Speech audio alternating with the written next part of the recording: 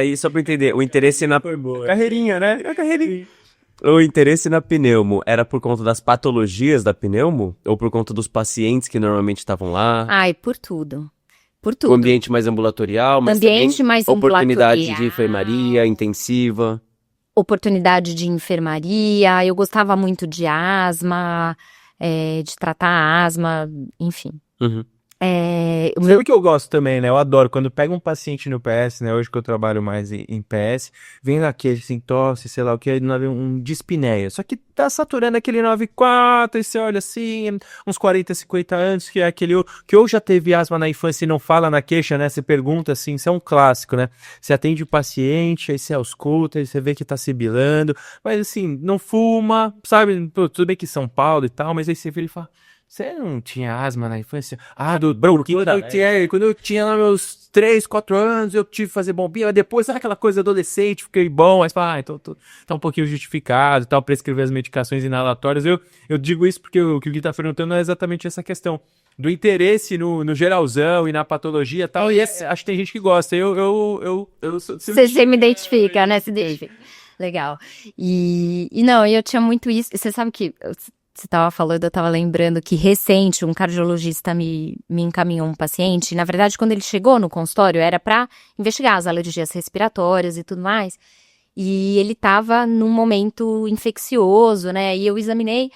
E aí eu fui passar o caso para ele, mas a gente riu tanto, porque eu fui explicar o exame físico que eu tinha encontrado. E aí então, eu auscultei aqui na base direito pectorilóquia, não sei o que ele... Pectorilóquia.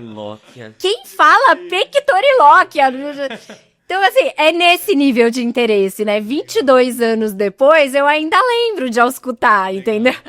Que legal, tá certo. Pectorilóquia, perfeito. Fônica, como é? Não lembro mais. Então, assim, gente, eu saí pensando nisso, fui fazer clínica médica. Eu fiz clínica médica na Unicamp. E durante a minha residência de clínica, eu sempre trabalhei fora, por questões de ganhar um pouquinho mais de dinheiro e por entendimento de que é ali que nós vamos pegar experiência, trabalhando, colocando a mão na massa. E no hospital onde eu trabalhava, que era fora da residência, tinha um contratado que era alergista. E foi aí que eu falei, que... No cafezinho ali do... Entrou no meu radar, né? Porque não existia. Pra mim, não existia. E aí, no cafezinho, de me contar. Então, eu falei, o que faz o alergista, né? Onde vivem, né? O que comem. Vamos aproveitar para já fazer um parênteses e entender o que faz um alergista. Até pros alunos, se você está ouvindo, tava com dúvida, viu no título do episódio, agora é a hora que você tanto esperou. Então, assim, o alergista, ele olha para o sistema imune, os mecanismos do sistema imune, para entender aonde que está a imunodesregulação que faz a pessoa ter as reações alérgicas. Então, dentro do saco ali do alergista, tem as reações alérgicas a medicamentos, as reações alérgicas alimentares, as reações alérgicas respiratórias, as reações alérgicas de urticária, de pele, que aí tem... Dermatológicas, conjuntivite alérgica, né? Alergia à picada de inseto. E, normalmente, a residência de alergia, ela é junto com a imunologia. Exatamente porque a alergia, ela faz parte desse contexto imunológico. A imuno entra pra gente entender a base de todos esses processos, porque cada alergia... costuma ter um mecanismo imunológico diferente para acontecer, né? Então, é isso, assim, na verdade, eu vejo a alergia muito com interface em muitas especialidades aí, mas é incrível, porque a gente busca tratar o paciente e identificar a causa do problema. Porque muitas vezes o paciente com asma, ele tá lá, usando a bombinha, usando... Enfim, corticoide inalatório, LABA, um antialérgico, um Montelukast, mas ele não sabe a causa da asma, que tem asma alérgica e asma não alérgica, mas a causa da asma, e se a gente consegue tratar na causa. Então, o alergista, ele tem como ferramenta de trabalho a imunoterapia, que é a tentativa de dessensibilização, que para algumas coisas a gente consegue fazer e consegue melhorar muito pro paciente, né? Que legal. E, bom, deu para entender um pouquinho já de como que é o dia a dia. Acho que deu para entender também que talvez uma pegada mais ambulatorial. E foi mais ou menos nesse processo que esse teu colega te explicou. E aí você falou, opa, acho que é por aqui. Foi, aí ele gerou o interesse, aí eu comecei, fui em congresso, comecei a entender um pouco melhor, estudar, procurar entender um pouco mais. Lembrando que eu tive celular, gente, eu tava comentando com o Gui aqui. Você tava escutando lá. No meu último ano de faculdade, um Motorola. Então, assim, na minha época, não tinha essa internet tão fácil, com tudo na mão, entendeu? Era... Que eu vou achar um alergista agora. Eu estudei na Barça, entendeu? Foi Barça ali, né? Raiz, né? Raiz. Mas, enfim, aí... conversando um pouco mais, entendendo, e eu dava um plantão com ele toda semana. Então a gente conversou bastante. Legal. O papo avançou. Não, mas sabe o que já me chamou muita atenção? E eu acho que é isso que muitas vezes os alunos hoje vêm conversar com a gente, dúvida da escolha da especialidade.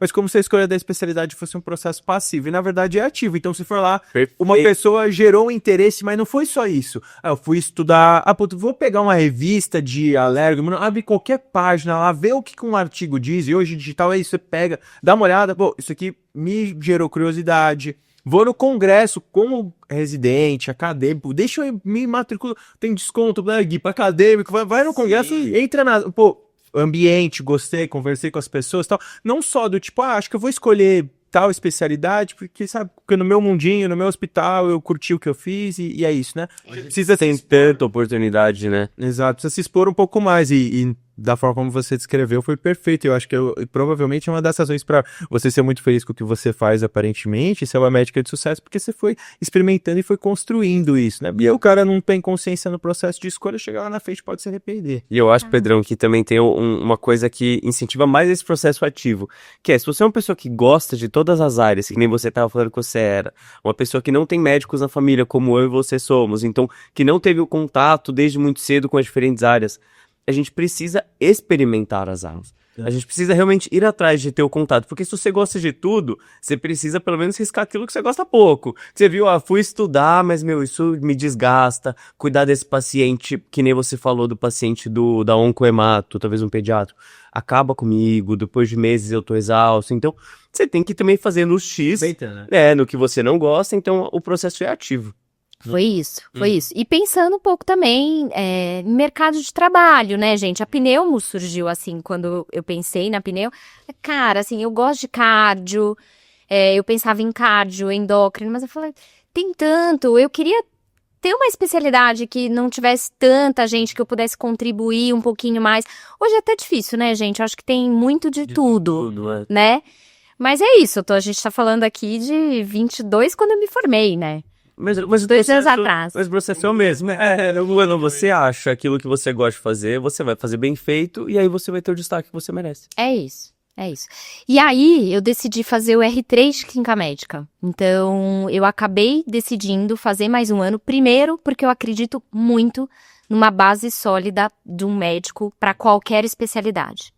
Então, eu sempre gostei muito da clínica e eu não acreditava no especialista que não vivenciasse a clínica médica e a visão do todo do paciente. Só um subespecialista que não é, antes de tudo, clínico, né? Que só quer saber... Assim, cada um com a sua base, né? Sim. O cirurgião, a cirurgia geral, o clínico com a clínica. É isso, a boa base.